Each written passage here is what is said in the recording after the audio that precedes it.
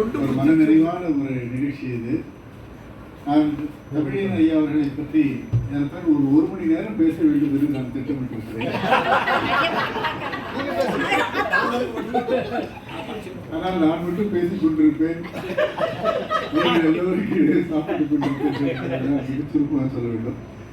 எல்லோரும் பேசி முடித்த பிறகும் கூட பேசுவதற்கான சில விஷயங்கள் இருக்கின்றன. ஐயா தமிழன் அவர்கள் எனக்கு ரொம்ப பிடித்தது இவரை போல ஒரு எளிமையான ஒரு மனிதரை நாம் பார்க்கவே இயலாது. நான் சிலரோடு ஒப்பிட்டு பார்க்கிற போது ஒரு அற்புதமான ஒரு மனிதர். நான் பொதுவாக அவருக்கு பெயர் தனசேகரன். மின்சார வாரியத்தில் எல்லோரும் தனசேகரனாக இருக்கிறார்கள். இணைப்பு பெறுவதற்கு எல்லோரும் தனசேகரனாக இருக்கிற போது இவர் மட்டும்தான் மனசேகரனாக இருக்கிறார், நல்ல குணசேகரனாக இருக்கிறார். ஒருவேளை அதனால்தான் பேர் மாற்றிட்டு வரோம் என்னமோ தெரியல. எல்லோருக்கும் பெருங்கனவு இருப்பதை போல பேரறிஞர் அண்ணாவுக்கு மாபெரும் தமிழ் கனவுன்னு ஒரு நூல் அது இன்னைக்கு அரசுடைய இதாகவே அறிவிக்கிறாங்க. எனக்கு அப்படி நமக்கு மட்டுமல்ல, நம்முடைய பல நண்பர்களோடு கலந்து பேசுறதுல எங்களுக்கு ஒரு கனவு இருக்கிறது. அது என்னன்னா, அருந்தமிழ் பயிற்றகம் என்ற ஒன்றை நம்ம எல்லா மாவட்டங்களிலும் ஒரு கட்டிடத்தை நாமளே இடத்தை வாங்கி, பெரிய கனவுலாம் கிடையாது, இன்னும் 2000 கோடி 3000 கோடி கனவு இல்லை, ஒரு 40 கோடி ரூபாயிலிருந்து 80 கோடி ரூபாயை அடையக்கூடிய இலக்காக நாங்கள் வைத்திருக்கிறோம். 40 மாவட்டங்களிலேயும் அருந்தமிழ் பயிற்றகம் என்ற ஒரு சொந்த கட்டிடத்தை உருவாக்கி, அதனுடைய தரைத்தளத்திலே மகிழ்ந்துகளையும் இருசக்கர வாகனங்களையும் நிறுத்துற மாதிரி உருவாக்கி 3 தளங்களாக அந்த கட்டிடத்தை எழுப்பி 3லையும் வலது இடது 2ஆ பிரித்து 6 அரங்குகளை உருவாக்கி இயலுக்கான பயிற்சி, பேசுவதற்கான பயிற்சி, இசை பயிற்சி, இன்றைக்கு இருக்கிற யூடியூப்ல எந்த செய்திகளை போடலாம் என்பதற்கான பயிற்சி, PhD ஆய்வு போன்றவற்றை எல்லாம் செய்வதற்கான பயிற்சி என்று அருந்தமிழ் பயிற்றகம் என்ற ஒன்றை தொடங்க வேண்டும் என்ற பெருங்கனவு நம்ம நண்பர்கள் பலருக்கும். இதன் வழியாக ஒன்றை செய்ய முடியும். நான் அடிக்கடி மன்னன் கூட குறிப்பிடும்போது சொன்னார், நாங்கள் மேட்டூர்லேருந்து பேசுவோம், நம்மை நாமளே மீண்டும் மீண்டும் பேசிட்டு இருக்க வேண்டிய செய்தியே இல்லை, நம்மை மாதிரி பேசுகிற அல்லது நமது தமிழின் அறச்செய்திகளை, தமிழனுடைய செய்திகளை பேசுகிற இன்னொரு 200 பேரை உருவாக்கி விட்டுட்டா போதும், அவங்க தமிழகமும் பதில் சொல்லிக் கொண்டே இருப்பார். அப்படி அடுத்த தலைமுறை பிள்ளைகள் ஒருவேளை ஆங்கில வழியை படித்துக் கொண்டிருந்தாலும் அவர்களுக்கு திருக்குறளில் இருக்கிற, புறநானூற்றில் இருக்கிற அல்லது நவீன இலக்கியங்களில் இருக்கிற கூறுகளை எல்லாம் அறிவிக்கிற போது அடுத்த தலைமுறை மிக பெரும் அறிவாற்றல் தலைமுறையாக வளரும் என்பதும், நமக்கின்றி வரலாற்றில் எதிர்மறையாக நாம் பார்த்துக் கொண்டிருந்தாலும் யூதர்களிடத்திலிருந்து எடுத்துக்கொள்ள வேண்டிய ஒரு பெரும் செய்தி இருக்கிறது.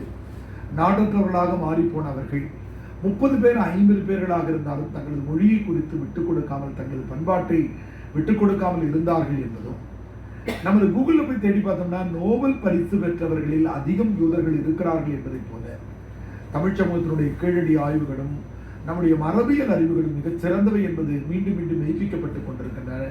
ஆனால் நமது பிள்ளைகள், அடுத்த தலைவருடைய பிள்ளைகள் வருகிற போது அவர்கள் இன்னும் உயரங்களை தொடுவதற்கான களமாக இந்த பலந்துரையாடல் பேரவை வளரும் என்ற நம்பிக்கை இருக்கிறது. அதற்கு உங்களது வாழ்த்துக்கள் எல்லாம் தேவை என்று சொல்லி இவ்வளவு நேரம் கிட்டத்தட்ட ஒரு 5:30 மணிக்கு தொடங்கிய இந்த நிகழ்வில் எல்லோரும் வந்திருக்கிறீர்கள். வானரத்தினுடைய கவிதையை நாங்கள் திருவண்ணாமலையிலே கேட்டு மகிழ்ந்தோம். மணி ஐயாலாம் பேச வைக்க முடியல. ஆறுமுக ஆச்சாரியாருடைய இசைப்பாடலிருந்து தொடங்கி அம்மாலாம் இன்னும் காத்து கொண்டிருக்கிறார்கள். என்னை பாவேந்தர் பாத்திரைக்கு தலைவராக்கியதிலே பெரும்பங்கு வகிக்கிறாயா ஜெகதீசன் அவர்கள் இளமாறன்கிட்ட சொல்லி என்னை முன்மொழிஞ்சவங்க. எல்லோருக்கும் நன்றி. நம்முடைய ரவிச்சந்திரன், கோபிநாத், அரசு தொலைக்காட்சி அந்த டிவியிலிருந்து யூடியூப்லேருந்து எடுக்கிற நண்பர்கள் எல்லோருக்கும் எனது அன்பான நன்றி நான் சொல்லிக் கொள்கிறேன். எனக்கு கொஞ்சம் செயற்கையாக கூட இருந்தது. எனக்கு வாழ்த்துன்னு எத்தனை ஐயாவே பார்த்துப்பார். தஞ்சாவூரில் கூட்டு வாழ்நாள் சாதனையாளர் விருது கொடுத்தாங்க சென்ற ஆண்டு. ஞானரவியா நேரடியாக வந்தாங்க. இப்போ கொஞ்ச நாள் முன்னாடி செந்தமிழ் திருத்தேரில் ஒரு விருது கொடுத்தாங்க. எனக்கு பெரிய சிரமம் இந்த மாக்கோரா எம்ஜிஆர் அவருடைய பாடல் மாதிரி தூக்க மருந்தினை போன்றவை மற்றவர் போற்று புகழுரைகள் கேட்டு நல்லா மகிழ்ச்சியாக மறுவொலிபரப்பில் தூங்கி கொண்டே இருக்கலாம். இந்த நேரத்தில் எப்பொழுதும் நான் நிறைவாக குறிப்பிட்டாலும் கண்ணமாலி இல்லை என்றால் நான் இல்லை. அது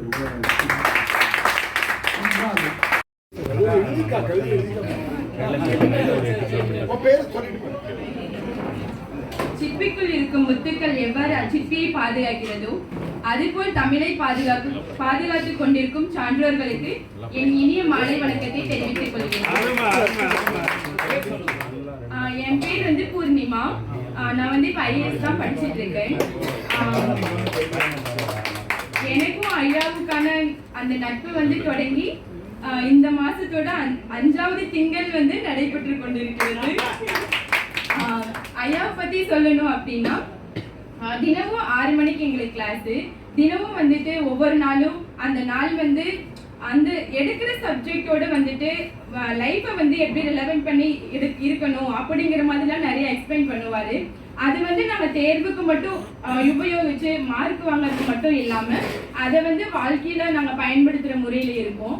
அது மட்டும் இல்லாமல் இப்போ ஒரு பேராகிராஃப் வந்து எக்ஸ்பிளைன் பண்ணுறாரு அப்படின்னா அது வந்து சில ஸ்டாஃப்ஸ் எல்லாம் எப்படின்னா எக்ஸ்பிளைன் பண்றதோட ஓகே, அவங்களோட வாழ்க்கையே பார்த்தீங்க அப்படின்னா மேபி எல்லாரும் இல்லை, சில பேர் அதை யூஸ் பண்ண மாட்டாங்க. நம்ம டவுட்டை போய் கேட்டாலும் எரிஞ்சு விழுவாங்க, அந்த மாதிரி பண்ணுவாங்க. ஆனா ஐயா வந்துட்டு அவர் என்ன சொல்லி கொடுக்குறாரோ அதைத்தான் அவர் வாழ்க்கையிலையும் அதுபடிதான் அவர் நடந்துட்டு இருக்காரு. எக்ஸாம்பிள், இப்போ நான் உள்ள வந்த உடனே நான் அங்கே லாஸ்ட்ல போய் உட்கார்ந்துட்டேன். மற்றவங்க இப்போ இவ்வளோ பேர் இருக்கும்போது நம்ம வந்துட்டு மற்ற சின்ன குழந்தைங்களா இருந்தா மேபி நம்மளா இருந்தா ஓகே வந்திருக்காங்க அப்படின்னு தான் பார்ப்போம். ஆனா ஐயா நான் உள்ள வந்து உட்கார்ந்த உடனே பூர்ணிமா அப்படின்னு சொல்லி கூப்பிட்டாரு. உடனே ஓகே நம்ம வந்ததுக்கு வந்து அவர் வந்து ஞாபகம் வச்சு நம்மளை இது பண்றாரு அப்படின்னு நமக்கு அவர் மேல இன்னும் மரியாதை வந்து அதிகம் தான் ஆகும். நான் வந்து உங்களை மாதிரி போயிட்டா தமிழ் இல்லாம இருக்கும். சார் பத்தி சொல்லணும் அப்படின்னா இப்போ 5 monthsலயே எங்க 2 பேர்த்துக்கான நட்பு வந்து ஒரு அவரோட சன் சொன்ன மாதிரி தான். அவர் வந்துட்டு ஒரு டீச்சரா மட்டும் இருக்க மாட்டாங்க, அவர் வந்து ஒரு ஃப்ரெண்டா தான் நம்ம கூட இருப்பாரு. அப்போ வந்துட்டு நம்ம இன்னும் வந்துட்டு எல்லாத்தையும் பத்தியும் நம்ம பேசலாம். இப்போ எனக்கு வந்து தமிழ் எடுக்கிறாரு அப்படின்னா தமிழ் மட்டும் கிடையாது, ஹிஸ்டரி பத்தியும் பேசுவாரு, சயின்ஸ் பத்தி பேசுவாரு, மேத்ஸ் பத்தி பேசுவாரு, எல்லாத்தையும் பத்தியும் அவர் பேசுவாரு. இங்க இருக்கும்போது தான் ஓகே நம்மளுக்கு தினமும் மார்னிங்கே ஒரு பூஸ்ட் கொடுக்கறது சாரு தான். பூஸ்ட் நம்ம குடிச்சிட்டு வரணும்லாம் கேட்கறது. நான் போயிட்டு ரூம்ல எல்லாம் கூட நான் சார் பத்தி தான் பேசிட்டு இருப்பேன். சார் இப்படி சொன்னாரு, ஏதாவது அவங்க வந்துட்டு பேக் பெயின் அப்படின்னா எங்க சார் என்ன சொல்லிருக்காரு தெரியுமா, ஈர துணி வந்து பேக்ல கட்டிக்கணும், அதனால வந்து சூடு குறையும் அப்படின்லாம் நான் வந்துட்டு அங்கெல்லாம் போய் எக்ஸ்பிளைன் பண்ணிட்டு இருப்பேன். நான் வந்துட்டு அவரை சாருன்னு சொல்றதை விட என்னுடைய ஃப்ரெண்டு தான் அவரு. அவருடைய விதை தான் நான் கண்டிப்பா அவருடைய வழியில நின்று நான் விதையா இருக்கிறது ஒரு நாள் மரமா நின்று அவருடைய கனவை வந்து நிஜமாக்குவேன்.